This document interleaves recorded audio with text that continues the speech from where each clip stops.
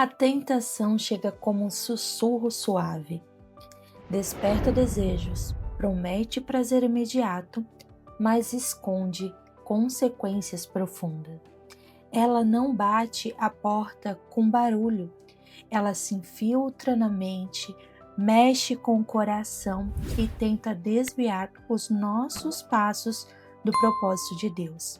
Hoje vamos entender o que é a tentação, como ela funciona e principalmente como vencê-la com a força da palavra e também do Espírito Santo. Shalom, sejam bem-vindos ao 15º episódio da série Pegando o Cajado e Seguindo.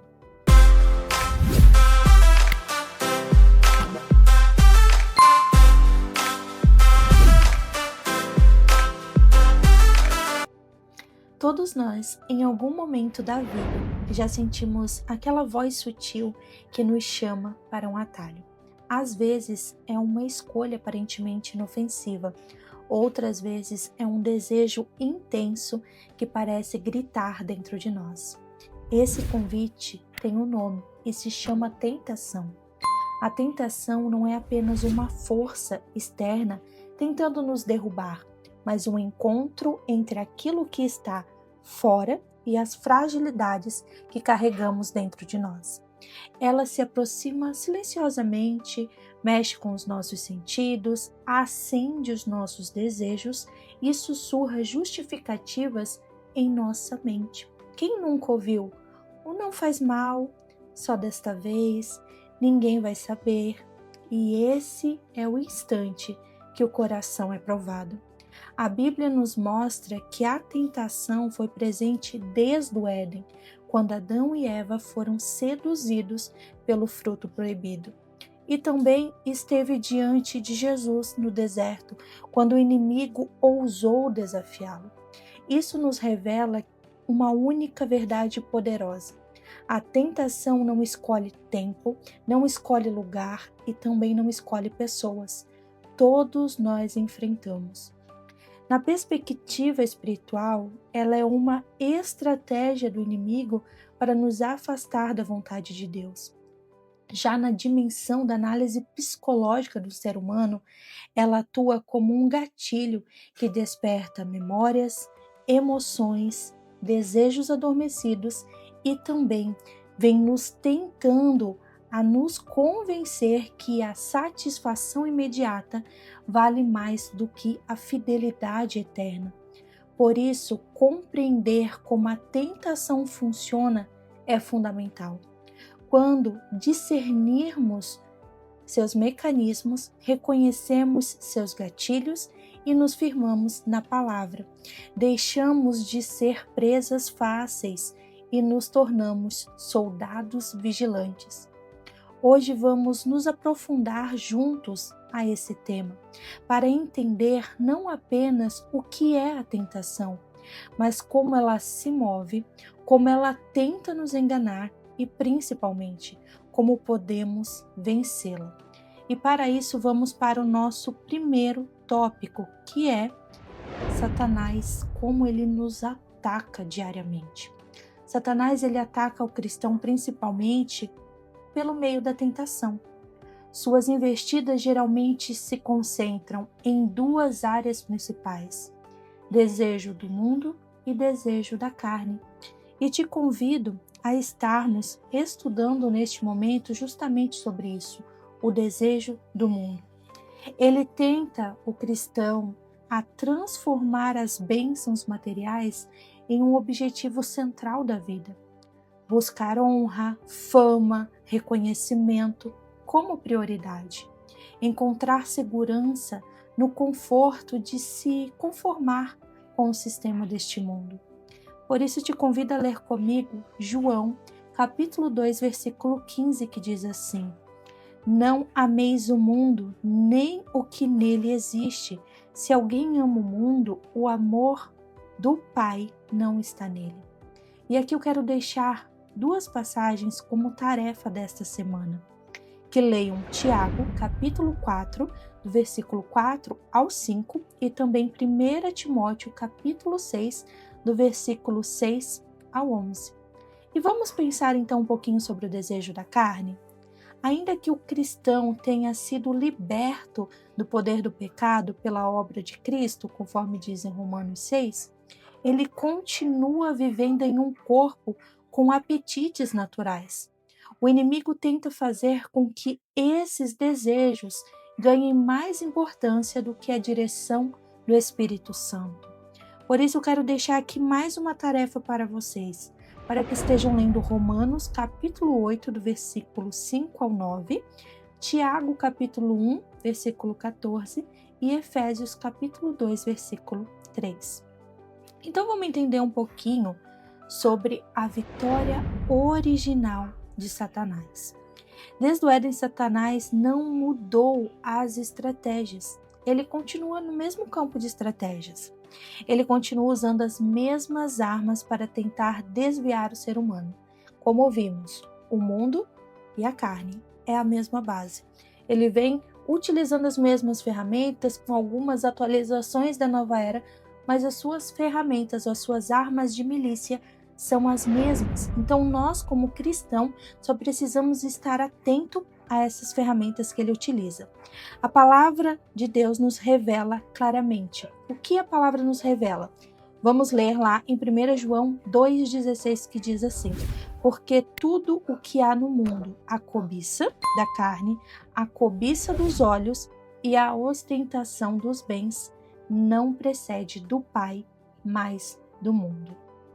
Essa descrição de João encontra um paralelo direto no relato da queda em Gênesis, quando Eva foi tentada. No texto que passa em Gênesis 3:6, diz assim: ao ver a mulher que a árvore parecia agradável ao paladar, era atraente aos olhos e, além disso, desejável para ela se obter discernimento. Tomou-lhe do fruto, comeu e ofereceu ao seu marido, que estava com ela, e ele também comeu. Aqui eu marquei no nosso material de estudo alguns paralelos que são muito importantes para a comparação. Vocês vão ver no material de estudo que está lá. Bom para se comer, que está em Gênesis 3:6. Qual é a comparação? A cobiça da carne, que está em 1 João 2:16.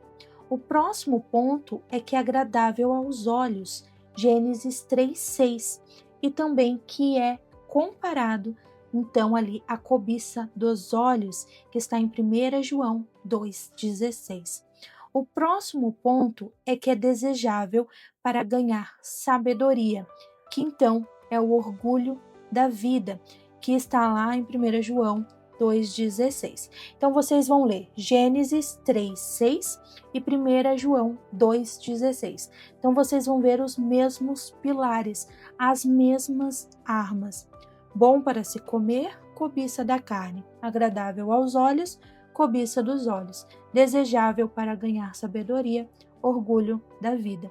Então são os três pilares que sempre Satanás vai utilizar na nossa jornada de vida, para que a gente seja seduzido, levado à tentação e também nos desviar da palavra de Deus. Cobiça da carne, cobiça dos olhos e orgulho da vida. Ou seja, o inimigo trabalha sempre nos mesmos três eixos. Desde aquele momento, a natureza humana foi corrompida pelo pecado e a carne passou a ser dominada por inclinações contrárias à vontade de Deus. Então te convido a lermos agora Gálatas, capítulo 5, versículo 19 ao 21, que diz assim: ora, as obras da carne são manifestadas pela imoralidade sexual, impureza e libertinagem, idolatria e feitiçaria, ódio, discórdia, ciúmes, ira, egoísmo, dissensões, facções e inveja, embriaguez, orgias e coisas semelhantes a estas. Eu vos declaro, como antes já vos preveni, os que praticam tais coisas não herdarão o reino de Deus. Assim vemos que a tentação segue um padrão antigo e conhecido. mas que ainda é eficaz porque toca diretamente na fragilidade da carne humana. Então, eu quero trazer um outro tópico para que estejamos debatendo aqui, que a vitória ganha por Cristo, que muitos pensam que não vai conseguir vencer a carne, mas a vida cristã ela é marcada por um campo de batalha invisível. Todos os dias enfrentamos tentações que buscam nos afastar do propósito de Deus. Porém, a boa notícia é que não lutamos sozinhos. Jesus, ali nós temos abrigo, nós temos exemplo, nós temos vitória, mas também temos a garantia de que pelo poder da sua morte e ressurreição, podemos vencer o mundo, a carne e o inimigo. Então vamos entender que a Escritura, ela nos mostra que o próprio Cristo foi tentado em tudo, mas não pecou. Jamais se deixou levar pela tentação. Ele conhece a sua luta, a minha luta, a sua fragilidade, a minha fragilidade e também os nossos pontos de pressão. E justamente por isso ele é capaz de nos socorrer quando somos tentados. Sua vitória não foi apenas dele, mas também é nossa por herança. E nesta lição de hoje nós vamos observar 3 dimensões fundamentais que eu coloquei lá no nosso material de estudo. O primeiro, a vitória de Jesus em sua vida resistindo às tentações do inimigo. Segundo, a vitória de Jesus em sua morte e ressurreição, quebrando o domínio do pecado. Terceiro, a vitória contínua do cristão, que é chamada a ser vivida diariamente pela fé em dependência ao Espírito Santo. Assim, compreendemos que a tentação ela é real, mas a vitória também é. E em Cristo, cada cristão pode viver não como derrotado, mas como mais que vencedor. Então vamos ao nosso primeiro tópico, que é a vitória de Jesus em sua vida resistindo à tentação do inimigo. Então eu te convido agora a abrir a sua Bíblia em Hebreus capítulo 4, versículo 15, que diz assim: Pois não temos um sumo sacerdote que não possa compadecer-se das nossas fraquezas, pelo contrário, temos um, como nós, passou por todo tipo de tentação, porém sem pecado. Então aqui eu também gostaria que vocês lessem e analisassem Lucas capítulo 4, do versículo 1 ao 13. Então ali nós vemos as áreas ao qual Jesus foi tentado. E eu também coloquei lá no nosso material de estudo, que fala sobre transformar pedras em pão. Quando fala sobre transformar as pedras em pão, o que ele pede? A cobiça da carne, o alimento. Então transforma essas pedras em pão e se alimenta, sacia a sua carne. Posteriormente a gente vê oferecer os reinos do mundo. Então a cobiça dos olhos, tudo aqui eu te dou. E também vemos pedir para lançar do pináculo do templo orgulho da vida. Essa tríplice investida se conecta diretamente a 1 João 2,16, mostrando que Satanás continua usando as mesmas armas, porém, em todas as situações, Jesus venceu pela palavra. Todo momento ele diz: está escrito. Então devemos nos firmar na palavra. Se estivermos com a espada de Deus, que é a sua palavra, firmemente em nossos lábios, sempre que vier a tentação, faremos como Jesus, seremos exemplo também. Está escrito na palavra, Satanás, que por este caminho não devo trilhar. Está escrito na palavra, Satanás, que este caminho não é correto. E desta forma, não seremos levados pela cobiça da carne, cobiça dos olhos e também orgulho da vida. Então vamos ao nosso segundo tópico, que é sobre a vitória de Jesus em sua morte e ressurreição, quebrando o domínio do pecado. A vitória de Cristo não foi apenas em vida, mas também em sua morte e ressurreição. Por meio dela, fomos libertos do domínio do pecado.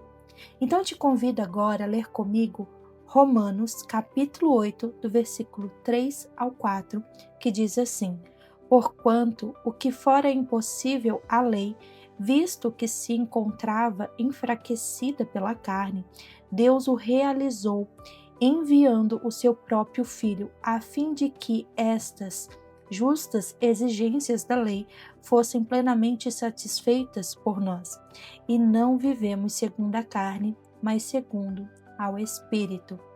Então, agora, em Cristo, temos o poder para dizer não ao pecado e vivermos guiados pelo Espírito Santo de Deus.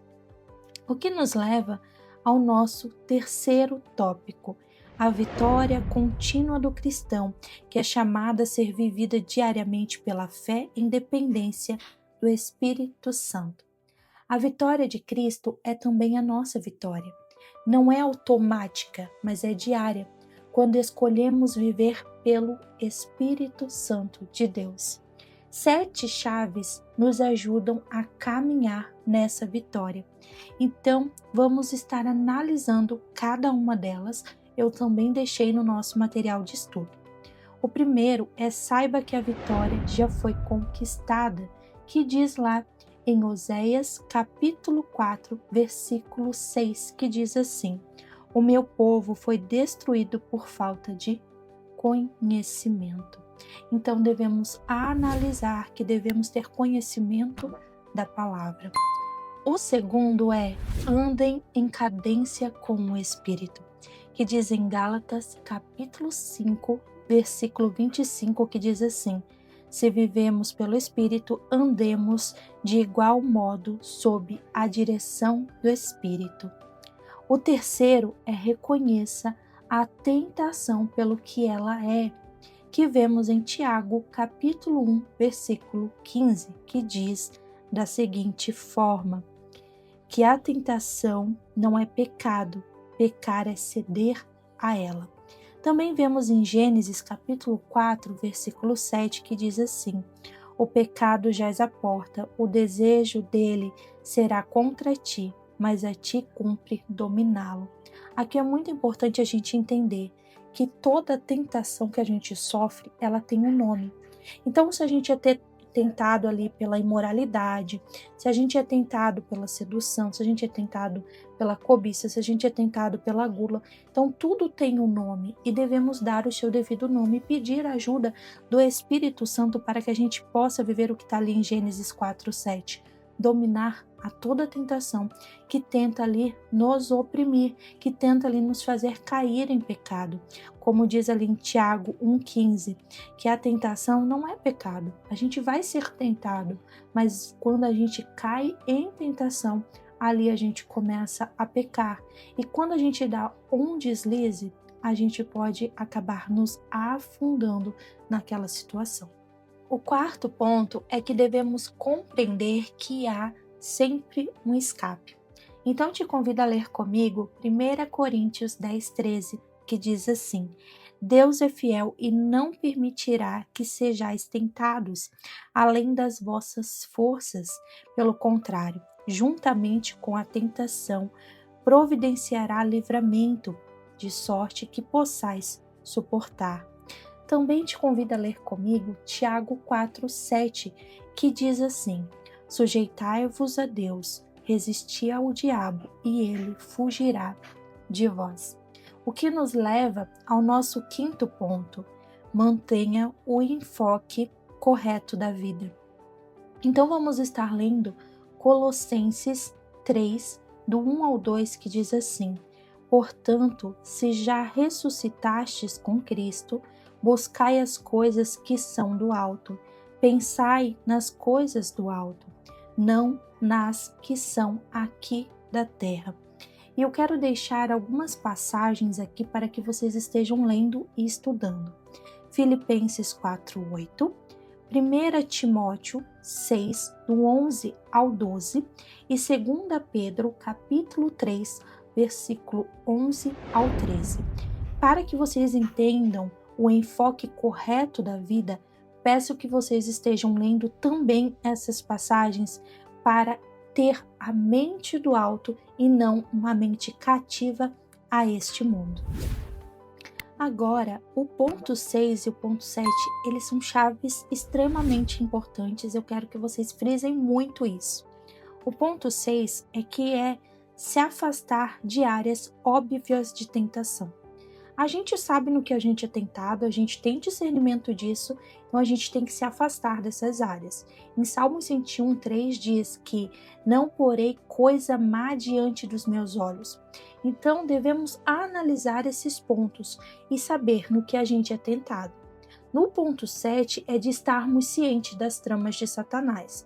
2 Coríntios 2:11 diz, para que Satanás não alcance vantagem sobre nós, pois não devemos ignorar as suas intenções. Então precisamos estar atento que ele é mentiroso, que ele é acusador, que ele é enganador, que ele é tentador, que ele é opressor, que ele é impedidor nas nossas vidas, que ele é um leão rugidor com mentiras e que também ele vem disfarçado de anjo de luz. Então devemos estar cientes dessas tramas, das máscaras que ele pode utilizar e devemos estar nos alinhando e que ambientes que são pontos de tentação na nossa vida devemos nos retirar e também nos afastar. Então eu quero ler aqui com vocês sobre alguns pontos chaves. Aonde fala, Fábio, que Satanás é mentiroso? João 8:44. Aonde diz que ele é acusador? Apocalipse 12:10.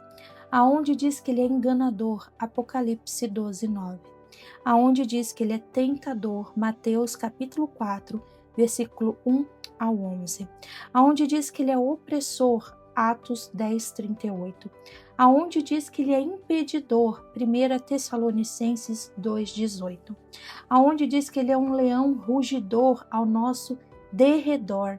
1 Pedro 5:8. Aonde diz que ele vem disfarçado diante de luz? 2 Coríntios 11:14.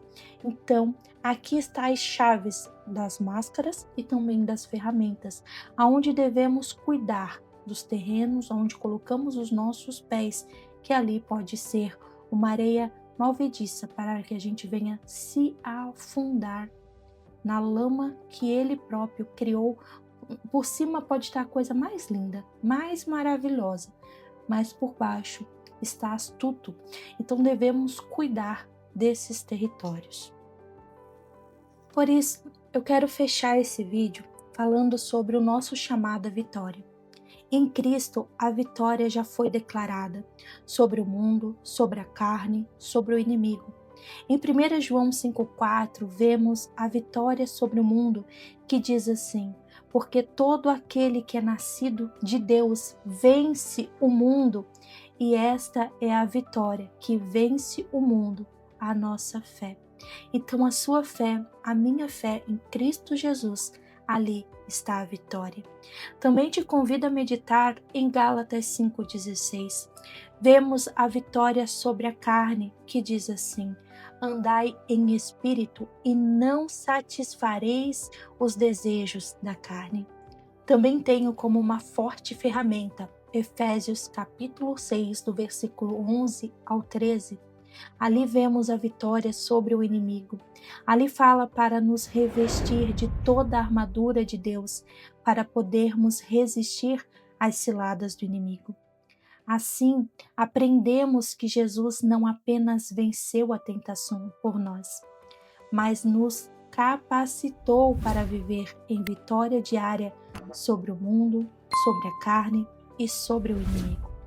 Então, neste momento, eu peço, curve a sua cabeça por um momento, escute essa oração e medite nela. Hoje, Paizinho, diante de Ti, Pai, Tu és Pai, Filho e Espírito Santo que caminha conosco. Reconhecemos que a tentação, ela é uma realidade, que todos os dias tenta roubar a nossa atenção, a nossa santidade e também o nosso propósito. Pai, neste momento eu declaro que agradeço pela promessa, que jamais seremos tentados além do que podemos suportar, e também pelo teu livramento. Pai, obrigado pela tua providência, conforme diz em 1 Coríntios 10:13.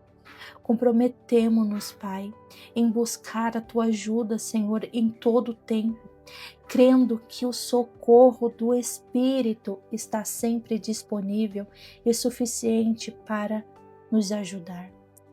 Decidimos viver em vitória, não pelas nossas próprias forças, mas pela obra consumada de Cristo e pelo poder que há no seu sangue, em nome de Jesus. Assumimos, Pai, o compromisso, Pai, de compartilhar esta verdade com outras pessoas, para que muitos também aprendam que não estão sozinhos em suas lutas e que a vitória é possível em Jesus. Assim, rendemos completamente, Pai, a nossa vida a Ti, submetendo, Pai, a nossa vida à Tua direção, declarando, Pai, que sujeitamo-nos, Pai, ao Teu direcionamento, resistindo ao inimigo e ele fugirá de nós, conforme diz em Tiago 4:7. Em nome de Jesus. Amém. Glória a Deus. Graça e paz. E até o próximo episódio.